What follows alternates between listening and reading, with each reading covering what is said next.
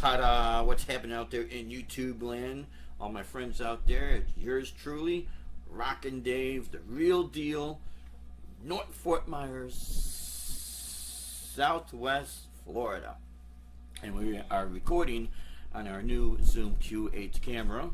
I'm not doing anything with the special effects, with the audio or anything like that.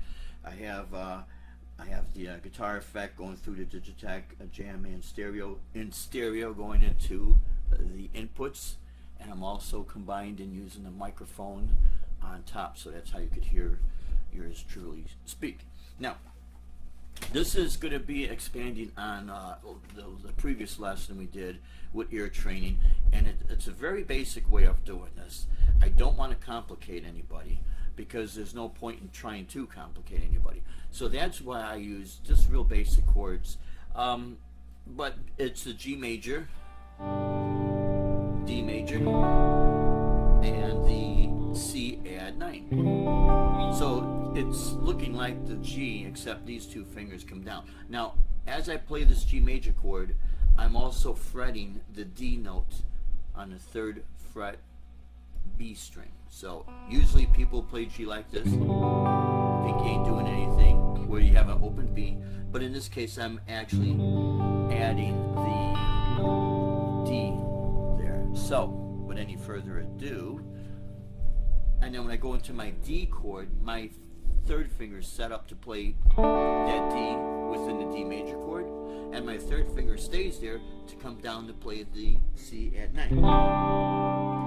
But there are other videos I'll put up on chord changes and things of that nature. So now with this video, what we want to do here, it's not only going to help you hear the root note, but it's also going to be playing out the same chords with drums and bass. So in other words, there's going to be a lot going on, so that now you have to kind of hear through the mix to try to find that note. The first cycle, my bass line is doing just root notes. And that would be, in other words, I'm playing C, D, I'm playing G, C. Let me go back here. I'm playing G, D, and C. Okay? I'm not going to edit that out either.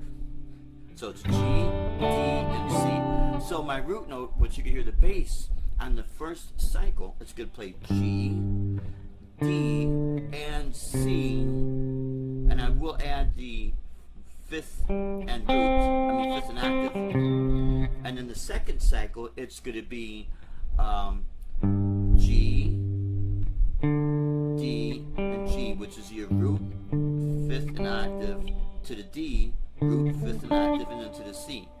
Root, 5th and octave, and I'll add a little bass line there, because this is very common in music. It makes, when the bass is moving like that, it makes the music flow, So you're going to hear all these different sounds, and this adds a little bit extra to when you're trying to do ear training, okay? But this is really good, because when you start learning your favorite songs, back in the day, what we had to do is either slow the record down, from 33 down to, well, I think we had a slower speed. But if you had a 45, you slow it down to 33, or you put a penny on top of the needle, you slow down the record. Or with cassette tapes, you play it, rewind it, play it, rewind it. Just constantly loop it like that. So we had to do it, ear training, in that fashion. But see, now everything is different.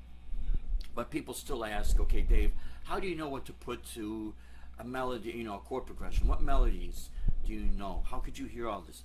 So this is also going to show you how I come up with simple melodies and a simple chord progression. Now, what you're going to see me is also arpeggiating down here. Arpeggiating is playing notes within the chord, but I play it as true single notes. So I want to show you guys something. That's your G, that's your D, and that's your C. But if you take this D and you move it up a whole step, you have E. If you move it up a half step, you have F. If you move it up again another whole step, you're going to have G. So when you see me, when I play the G and I come down here,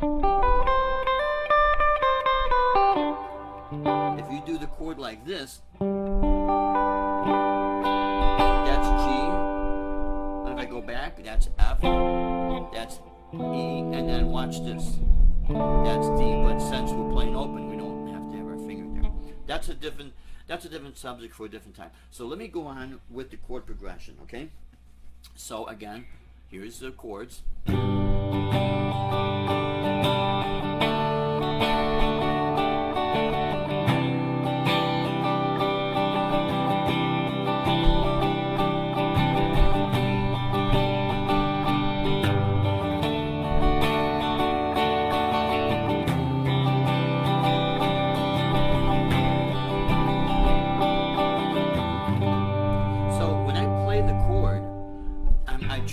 I tried to listen to the first note within the chord.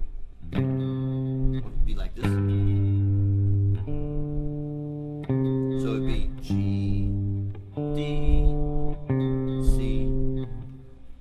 Now when there's drums and bass, this adds to the sound. So now it's like you have to listen through all this to try to pick out that note. But luckily the bass guitar is going to have a strong bottom end, and this has always helped me. Maybe it'll help you guys out there. So here we go. 1, 2, 3, go.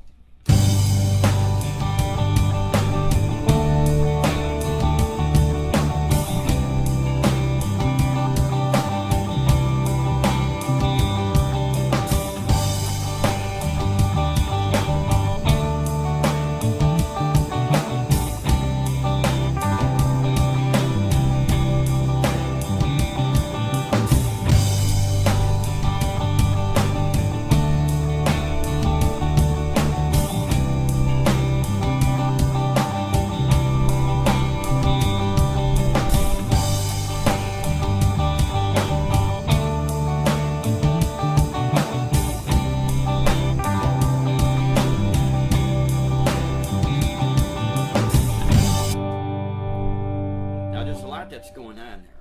You got drums, you got cymbals, you got the bass. But see, the bass, this again has helped me. When you follow the bass, it's going to give you a strong indication of what the chords are going to be, and it's always going to be the very first bass note. In other words, what I was doing there with the bass, you might have heard this, you know.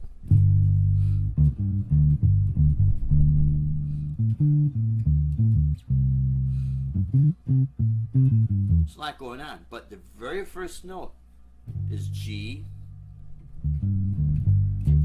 D, C.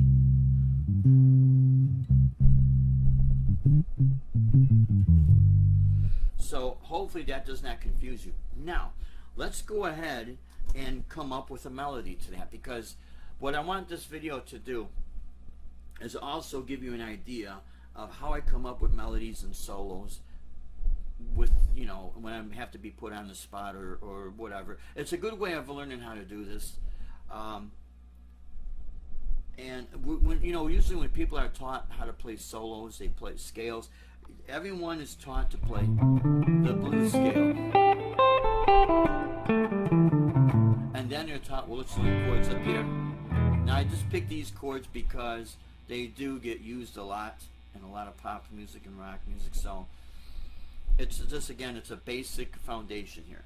So with any further ado, I'm going to play along with the chord progression, then gradually I'm going to show you how you can start to make up a melody and how you could kind of take off into a solo. I'm not going to do anything super fancy. I might do a speed burst here or there, but I'm going to give you the general idea how all of this works, and your ears will never lie to you. Okay, it's good. I strongly suggest know every note on the fretboard. Take the time, you know, don't rush anything, but take the time. But your ears will never lie to you. Okay, here we go. 1, 2, 3, go.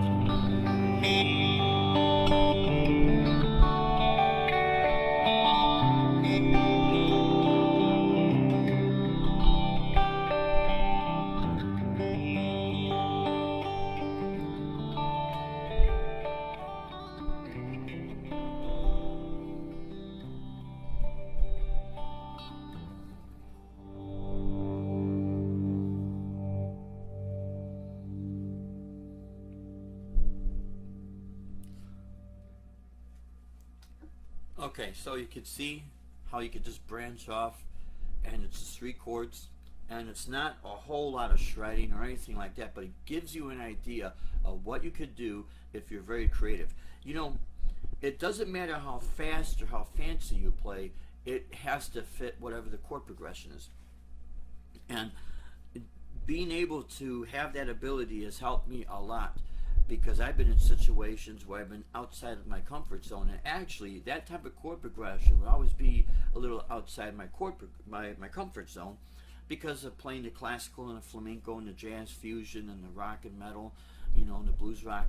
So it's a lot different area than normal. But when I would play with the church bands, a lot of chords were real simple. So this has helped me to look at simplistic and making things fit. Not necessarily is it this scale or that scale. It has to fit rhythmically and harmonically. You know, your ears won't lie. They'll never lie. And even if you have to stay in a certain comfort zone, when you're a performer, that's not the time to try to experiment when you're not sure of what you know on the fretboard.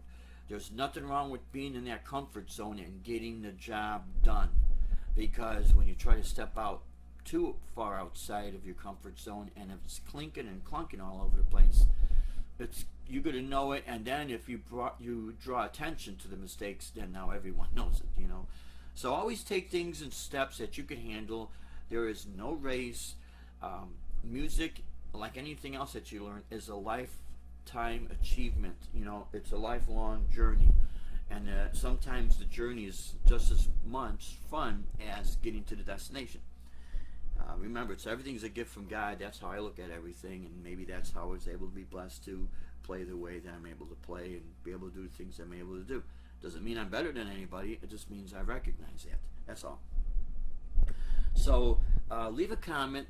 Let me know what you guys think of these type of videos.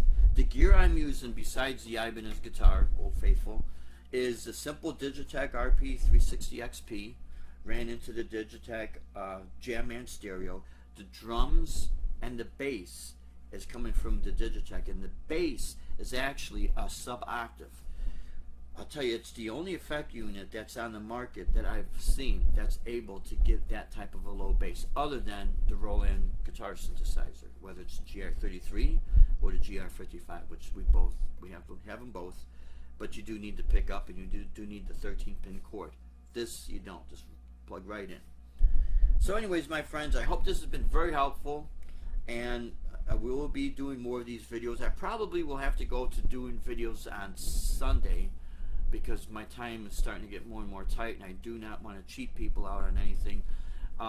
So most likely that'll be the best time I'll upload the videos, and then this way you have the whole week to practice on them. But as always, if you find a good teacher in your area, by all means, sign up for the lessons. You connect with them, sign up for the lessons. We want to support all our music teachers. And remember, don't get discouraged, my friends. This is a lot of fun. You stay in the game, you stay positive, you stay true to yourself, and you will definitely get to your destination when you least expect it. Trust me, that's what happened with me. It's when you least expect it. That's when everything opens up. As always, my friends, stay true, stay safe, rock on, and God bless you. Thanks for watching.